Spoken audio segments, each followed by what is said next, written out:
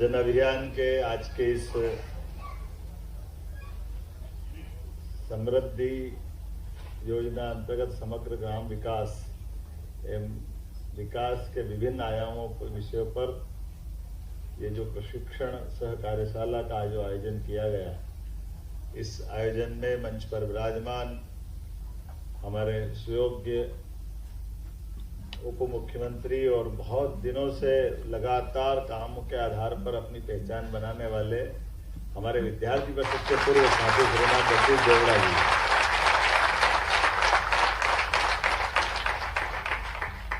इस मंच पर ही मौजूद हमारे जन अभियान के नव नियुक्त उपाध्यक्ष ना इधर न उधर मोहन नागर,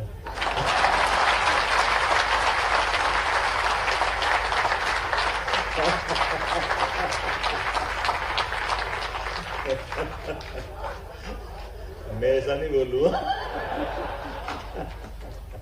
सीधी सख्त एक निगाह है सामने काम की, तो इसलिए मैंने कहा ना इधर न उधर मोहन नागर। मंच पर ही विराजमान हमारे पीएस श्रीमान संजय शुक्ला जी, श्रीमान पांडे जी, इस अवसर पर मौजूद आप सब प्यारे भाइयों बहनों, पत्रकार साथियों, जन जन के कल्याण के लिए समर्पित जन अभियान और जन अभियान का जो गठन हुआ है, तो गठन का भी गठनकर्ता स्वर्गीय अनिल माधव दवे जी को स्मरण कर रहा हूं, जिनके आधार पर यह हमारी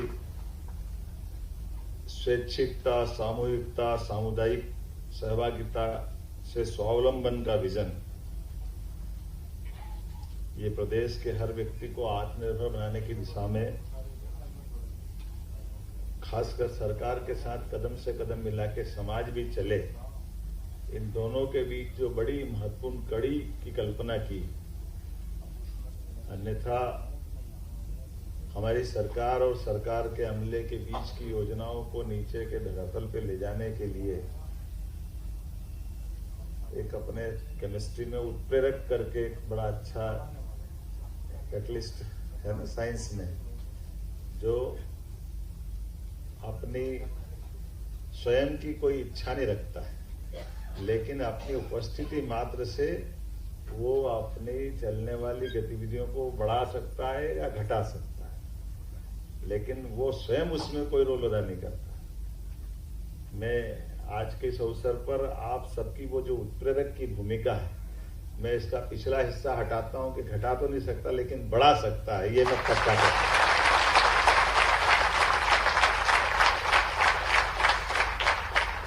इसलिए मैंने जब नीचे से ऊपर आ रहा था तो मैंने उपाध्यक्ष जी से कहा कि जन अभियान के जन जन अभियान ये सबके अभियान का हिस्सा है, और ये बात भी सही है कि हमारे लिए जब से जन अभियान परिषद बनी है, आपकी बड़ी भूमिका है अलग अलग सेक्टर में, भूजल भंडारण में भी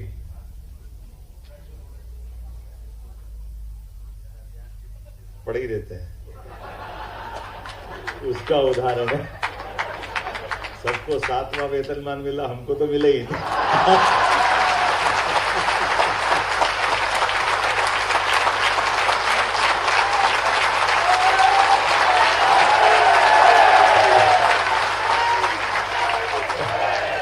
मैं समझ नहीं पाया, आपने नहीं मिलने के लिए ताली बजे के बाद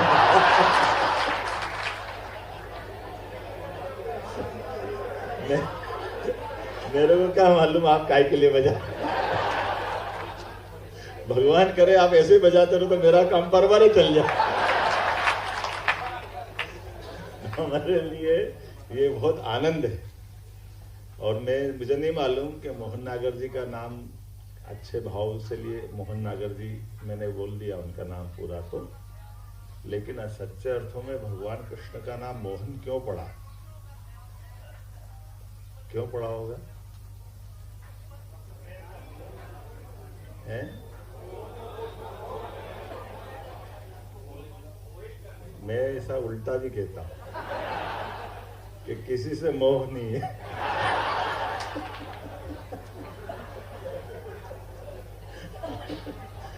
लेकिन व्यवस्था से मोह है। हमारे काम से अपने भगवान कृष्ण ने अपना पूरा जीवन, उनके जीवन की एक एक घटना को स्मरण करें। उनके हर नाम के पीछे अपने आप में कोई अर्थ निकलता है और हर नाम की अपनी एक महिमा भी। और भगवान की उनकी जीवन की पूरी लीला के विविध पक्षों को अगर पकड़ के चले तो आपने कहा कि हमारे भारत की आत्मा गांव में बसती है। भगवान कृष्ण के जीवन की प्रत्येक घटनाओं में इस भारत की आत्मा से तादात्म्य मिलता है। उनका कहीं अलग जुड़ाव नहीं, छिपाव नहीं, सदैव लगाव। और कृति से संस्कृति और संस्कृति में होने वाली विकृति से लड़ते हुए अगर कोई अतीत के काल में 5000 साल पहले दिखाई देते हैं, उनका नाम है भगवान श्री कृष्ण, जिन्होंने ये आपके जैसे ऐसे कई अभियानों को हाथ में लिया। हर वो अभियान जो जन अभियान करती है, उनके अपने जीवन के विविध पक्षों से अपने को कदम कदम पे दिखाई देते हैं। हम उनके उन खाली केवल दृश्यों को देखें, याद करें और सच्चे अर्थों में उनके उस भाव को समझने का प्रयास करें तो अपने आप हमारी भूमिका या हमारा मूल उद्देश्य की पूर्ति हो जाती है। आप कल्पना करो, जल पे सबका अधिकार है, लेकिन जल पे अगर कोई नाग देवता बैठ जाए तो फन पे नाचने वाले वो है भगवान कृष्ण।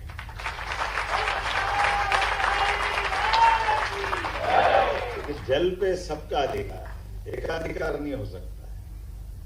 जन जन का अभियान है, जन जन का अधिकार है, इसलिए वो वहां भी दिखाई देते। और नदी पहाड़ पर्वत तो सबके होते हैं, लेकिन वर्षा वाले अगर कोई घमंड पाल ले तो इंद्र से लड़ने वाले भी तो वही है, वो दूसरा कौन दिखा? ठीक है, बारिश होगी, लेकिन बारिश में बारिश की अतिवृष्टि से भी निपटना आना चाहिए और बूंद बूंद को सहेजना भी आना चाहिए। इसलिए उस घटनाक्रम से भी उनके कई सारे हिस्से जुड़ते हैं और एक नहीं, दो नहीं, लगातार। आपको मालूम होगा रासलीला काहे के लिए होती है? अगर कोई ढंग से रासलीला का कामना या केवल उसके बारे में उस पक्ष को समझेगा तो भगवान ने रासलीला केवल अपने मित्रों के साथ एक भक्ति भाव के कारण से की, ये अगर हम माने तो थोड़ा सा इसको और समझने की जरूरत पड़ेगी। उनको उसी दिन मालूम था जिस दिन वो घर में अपने आंख खुलने के साथ ही भगवान कृष्ण ने जिस घर में अपनी जीवन यात्रा प्रारंभ की, उस जीवन यात्रा में उनको शुरू से जो कष्ट आते गए, कष्ट कभी पूतना आती है, कभी बकासुर आता, धेनासुर आता, जब देखो जब कंस के मारने के भगवान कृष्ण के जो जो उपाय होते गए, हर उपाय से लड़के निपट करके वो सामने आते गए। लेकिन ये भी अंदाज लगा लो कि गोकुल से मथुरा की दूरी कितनी है। ये दूरी की आकलन बहुत थोड़ी सी है, लेकिन उस कंस से लड़ना है, इसलिए लड़ने के लिए हमको सेना बनाना है। और सेना बनाना तो क्या पुरुष क्या महिला, तो राधे रानी को भी जोड़ा, भले वो विवाहित थे और उनके साथ में वो महिलाओं की टीम इकट्ठी करने आई हुई है। और कृष्ण भगवान ने अपने मित्रों की सेना बनाई और जो अपनी बाल गोपाल की सेना बनाई।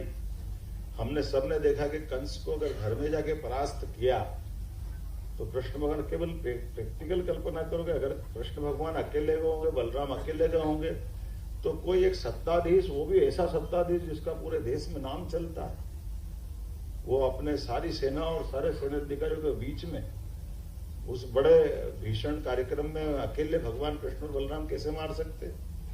तो ऐसा माना गया कि वो सारी टीम को लेके गए और उनको आकलन था कि आज नहीं तो कल हमको ये सामूहिक रूप से जनशक्ति की जरूरत पड़ेगी। तुमने जनशक्ति खड़ी की और जनशक्ति के भरोसे से जाकर के उसके महल के अंदर वो मल्ल युद्ध तो बहाना था, लेकिन मल्ल युद्ध के बहाने से एक के बाद एक जब उन पे अटक होते गए तो आखिरकार भगवान कृष्ण ने अपने मित्रों से कहा तुम टूट पड़ो। तो जो जो कंस का साथ दे रहे हैं उनके मित्र उनको मारते गए, ऊपर कृष्ण भगवान अपने बलबूते पर अकेले टूट करके कंस को मारा। तो ये जो समाज की ताकत का सबसे बड़ा उत्कृष्ट उदाहरण कोई बना तो कंस का वध नहीं बना, ये कृष्ण की विजय बनी है जनशक्ति के माध्यम से। ये हमारे समाज की ताकत मिलती तो बड़े से बड़े काम को पूरा कर सकती है। उसके बारे में इससे बड़ा उदाहरण कहाँ मिलेगा। और महिला पुरुष वो तो सबकी समानता वाला दौर था। उस दौर में उनने समाज में बहनों का, भाइयों का, सबका साथ लिया। और उसके बाद के घटनाक्रम को केवल 2-3 उदाहरण से जोड़ के अपनी बात खत्म करूंगा। उनने जीवन भर गांव से प्रेम करने के कारण किसी भी महल में रहिए, हमको मालूम भी वो दौर से आज तक हमेशा इस समाज में सोने चांदी के मुकुट का आकर्षण रहता है, लेकिन गांव की संस्कृति को जोड़ने के लिए हमने मोर मुकुट का, हमेशा मोर मुकुट को प्राधान्यता दी है। ये गांव की आत्मा से प्रेम करने का उदाहरण है। वो द्वारकाधीश हो, इंद्रप्रस्थ हो, महाभारत का बड़ा से बड़ा युद्ध हो, हर जगह चाहे कोई भी मुकुट लगा, लेकिन मोर मुकुट लगा करके उनने अपनी जनता के साथ खड़े होने की हमेशा ये अपने मन की भावना का प्रकटीकरण किया। ये हम सबका सौभाग्य है। आज के इस अवसर पर जन अभियान ने उसी गांव की मूल आत्मा को बचा करके, क्योंकि हम सब काल के प्रवाह में सत्ता आएगी जाएगी, शासन व्यवस्था, लेकिन इस देश की सबसे बड़ी विशेषता है कि गांव बचेंगे तो देश बचेगा। ये पक्का है। हमारी जो मूल संस्कृति, जो महात्मा गांधी के शब्दों में भी है कि हमारे भारत की सच्चे अर्थ में आत्मा कहीं है तो गांव में। और इसलिए काल के प्रवाह में कई दुश्मन आए गए हमारे अपने को गुलाम बनाने के लिए, लेकिन वो नगर से आगे नहीं बढ़ पाए। और नगर तो वैसे ही हमारे पास, हमने कहा ही है कि नगर की सीमाओं से गांव की सीमाओं का केवल संपर्कित भाग है। नगर ने कभी हमारे गांव को अंदर उस ढंग से प्रवेश नहीं किया है। ये हमारी अपनी विशेषता भी। इसलिए गांव स्वावलंबी रहे, वो अपनी सारी चीजों के लिए अपनी मर्यादा, अपना आचरण, अपनी व्यवस्था, स्वावलंबीपन के जो जो भाग वो सब बना के चलते गए। इसलिए गांव की मूल आत्मा को बचाए रखने के लिए, गांव के स्वरूप को सरकार के साथ सरोकार करने के लिए, केवल उस भाव को जिंदा रखने के लिए काल के प्रवाह में हमारे गांव और विदेशियों के गांवों को जो अंतर कर लेते हैं, ये जो शासन की व्यवस्था है, शासन की व्यवस्था में शोषण और दोहन, तो अपने यहाँ क्या कहा गया है? दोहन। और दोहन शब्द कहाँ से आया है ना? ये अपने हमारे प्रचारक जी अच्छे से बताते हैं। अब आ ही रही है, हमारी गोपाष्टमी भी आ रही है और गोवर्धन पूजा भी आ ही रही है। तो हमारा जो मूल भाव है कि उस ग्वाले के समान है जो गाय माता से दूध भी लेता, लेकिन उसके बच्चे के लिए भी बचाता, और गाय माता भी अपना दूध खुद चुरा के थोड़ा बच्चे के लिए बचाती। तो लेने वाला भी पेट भर ले, लेकिन मूल चीज से भी बचे रहे। तो ऐसी व्यवस्थाओं के आधार पर गांव के अंदर की जितनी अच्छाइयां सबको पुनर्स्थापित, गांव का जल स्रोत अपना बने, गांव का ऊर्जा का स्रोत अपना बने, गांव में खेती किसानी को लेकर के हम क्या क्या कर सकते हैं, हमारे पास शासन की व्यवस्थाओं के आधार पर सामाजिक जन कल्याण की योजना वो कैसे पालन कर सकते हैं, खेती के प्रकार कितने प्रकार से हो सकते। अभी मैं गडकरी जी के सुन के आ रहा था साहब, तो वो बता रहे थे कि अपने ब्राजील, इजराइल, इधर भी थोड़े अपने लोगों को भेजना चाहिए। तो बता रहे थे हम सोयाबीन अभी अपने खेत में कितनी होती है पर बीघा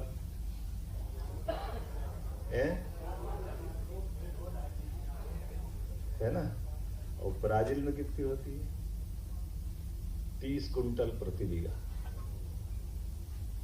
बीघा तो बराबर ही, लेकिन अगर अपने को 30 कुंटल कराना है, इजराइल की टेक्नोलॉजी से और आगे बढ़ जाती है। हमारे यहाँ 22 कितने इंची होती है एवरेज? 40, 30, 32 से तो ऊपर ही होती है। और इजराइल में कितनी होती है क्या संजय जी? है ना? तो बूंद बूंद पानी को सहेजते हुए हमारे यहाँ गौ माता के दूध की बात करें तो अभी अपने यहाँ हमारी देसी नस्लों के बारे में बहुत सारी आप सबको तो क्या बताना, लेकिन इस व्यवस्था के लिए सरकार ने दो तीन निर्णय किए, वो आपको बताना चाहता। तो जो हमारे लिए आमतौर पर चुनाव के लिए हम कोई काम करें, चुनाव 5 साल में एक बार, जोरदार अभिनंदन करो माननीय नरेंद्र मोदी जी का, जिनने कहा हमारे देश में इलेक्शन जरूरी है, लेकिन इलेक्शन से पहले नेशन भी तो जरूरी है, राष्ट्र तो जरूरी है। केवल इलेक्शन के लिए नेशन नहीं चाहिए, नेशन के लिए इलेक्शन चाहिए। और नेशन के लिए इलेक्शन के लिए क्या होना चाहिए? निश्चित रूप से एक बार चुनाव करा लो, इस पार या उस पार, जो होगा हो जाएगा। लेकिन ये अलग वो अलग वो अलग, रोज रोज चुनाव कराओ, ये नाटक कहां से लाए? आपकी जानकारी, अतीत के प्रवाह में जो आज विरोध कर रहे हैं उनके बाप दादा नहीं बिगाड़े हैं, दूसरा कोई नहीं आया, नहीं तो एक साथ ही होते थे। 69 के बाद तत्कालीन प्रधानमंत्री ने उन्हें ही बिगाड़ा था। और ये भी मजेदार जोरदार चीज है। मैं एक छोटा सा किस्सा सुना के मेरी बात खत्म करूंगा। हम में से कई सारे लोग यहाँ उज्जैन वाले भी बैठे हुए, मालवा के लोग भी हैं, बाकी प्रदेश के भी हैं। हाट बाजार में मैं मिडिल में था, बुधवारे स्कूल में मेरे अपना पढ़ाई करके निकल रहा था, वहीं बुधवारे हाट लगता था सामने स्कूल के बाहर ही। तो अपना बस्ता लेके निकला तो सामने डमरू बजाते हुए एक मंजन बेचने वाला था। और मंजन बेचने वाले ने कहा कि मैं ये सांप है, ये नेवला है, इधर डंडा मारे सांप को तो वो सांप उछले, नेवले को डंडा मारे वो उछले। बंदा वो बेचारा जाए कहीं नहीं, उधर टोकरी में से कहाँ जाएगा? तो डरा है, ये कभी काट देगा, ये कर देगा, वो कर देगा। अपने को मजा आया, चलो ये अच्छा, चलो इनकी लड़ाई देखते हैं आज। अब मैं खड़ा हो गया, धीरे धीरे करके एक आए, दो आए, वो डमरू बजाते हुए धीरे धीरे भीड़ इकट्ठी करी। मालूम पड़ा कि उसने 100-150 लोग से ज्यादा इकट्ठे कर लिए। और इकट्ठे करने के बाद उन्होंने कहा ये सांप नेवला सांप को अब देखो किसको कौन मारता बताता हूँ।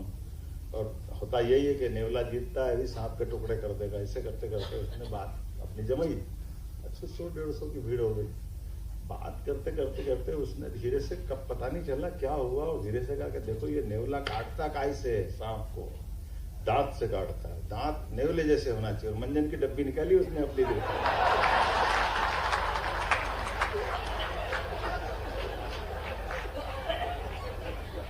ये मंजन की डब्बी अगर है तो दांत आपके भी नेवले जैसे हो जाएंगे यार। ऐसा करते करते किस किस के दांत खराब है, वो दांत खराब तो जीवन खराब है। ये वो अपने उसने वो सांप नेवले तो धरे रहेगा, 100-150 डब्बी बेच दी उसने अपने। अब आखिरी तक अपन तो मंजन वाले खरीदने वाले थे नहीं, लेकिन जिज्ञासा थी कब लड़ाए कब लड़ाए कब लड़ाए। हम तो खड़े रहे आखिरी तक। धीरे धीरे करके सब जाने लगे, आखिरी तक फिर मैं ही अकेला बच गया। सबसे पहले मैं ही खड़ा था। उसने भी सांप को पिटारी में बंद करा, नेवले। मैंने कहा भैया ये तो बंद कर रहे, इनको लड़ाएगा कब? तो उसने कहा भैया तुम घर जाओ, मेरे को कल फिर मंजन बेचना है।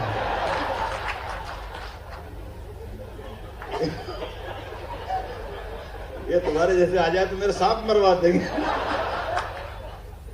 इतना गौर से कोई नहीं देखता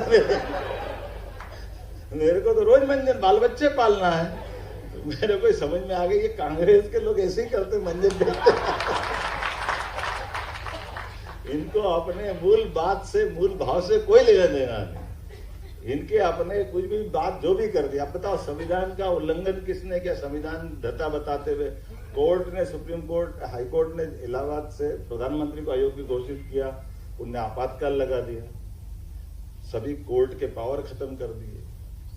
आरक्षण का सबसे बड़ा खिलवाड़ यही हुआ। 25 साल ही तो हुए थे उस समय केवल, लेकिन 25 साल के अंदर संविधान की बेट बजाने का काम अगर किसी ने किया तो जोरदार अभिनंदन करो विपक्ष वालों का, जिन्होंने, और अपनी सेना वालों के लिए और जोरदार ताली बजाओ, हमारी सारी सेना के लिए। सेना, समाज और विपक्षी दलों ने डटकर विरोध किया, और इस देश में कोई दूसरी व्यवस्था नहीं बनी। समाज ने विरोध किया, और अगला चुनाव आया तो इनको धूल चटा दी, बिल्कुल औकात में ला दी। तो ये जो समाज की चेतना है, इस चेतना को बनाए रखना भी ये जन अभियान का काम है।